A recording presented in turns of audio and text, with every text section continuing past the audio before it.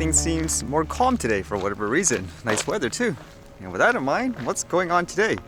It's kind of interesting actually reading this, where apparently people are using drones to collect leaves and plants for research. That was kind of cool. It's like a huge contraption, I guess you could say. This one says, cutting-edge drone technology leaves nothing beyond reach. NTBG members who have been supporting our work for years know that discovery, collection, and conservation of rare plants is central to our mission. Roughly 90% of the Hawaiian flora is found nowhere else on Earth, and so saving these plants is a great responsibility. But on an island like Kauai, where many rare plants grow in steep terrain and sheer cliffs, they can be impossible to access on foot. And with that in mind, bring on the drones. It says, in 2016, NTBG began experimenting with drone technology to discover plants that were otherwise beyond our reach. Soon after our drone program began, we were encouraged by a number of rare plant discoveries in the remote, previously unexplored cliff habitat. Drone technology was an exciting new tool that revealed rare plant populations we never imagined we could explore. So they show you all these pictures and stuff here too, which is kind of interesting, as well as videos. At first, actually, it looked kind of cool with this bigger drone with this device, and they also had pictures of a phantom. Like, there's no way you put that on a phantom, right? I think that one was just capturing basically the drone in action, the one that's actually collecting the plants. Afterwards, it sounded like they wanted to do more, so what's next according to this? And from this article anyways, it sounds like they partnered up with a university here in Canada. It says, the answer came when we were approached by a group of Canadian researchers from the University of Sherbrooke in Quebec who were grappling with similar challenges. The researchers had started a company, Outreach Robotics, and developed a drone mechanism they called Day Leaves that could collect plant material from treetops.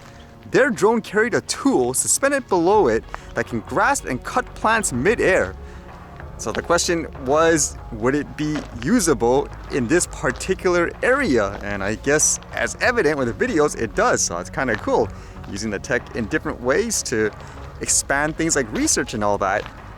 And then I read this article, which made me think it's kind of weird when you basically strip down the topic to its bare bones.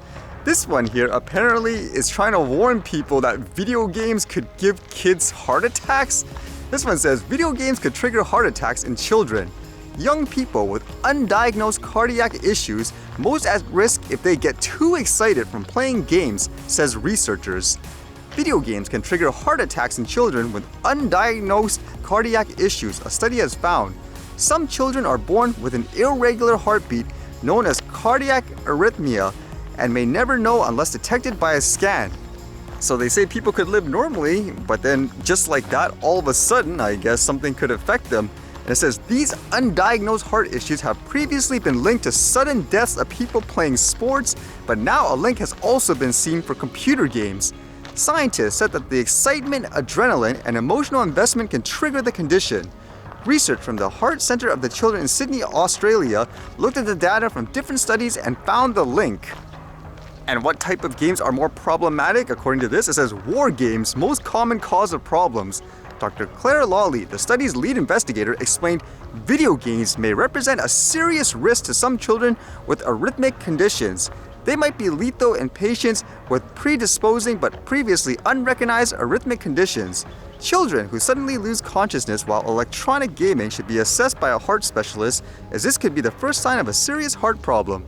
The analysis identified 22 cases where video games triggered a loss of consciousness in the children, with multiplayer war games the most common game played at the time of the incident. And then afterwards they say this is such a, quote, staggering discovery and all that.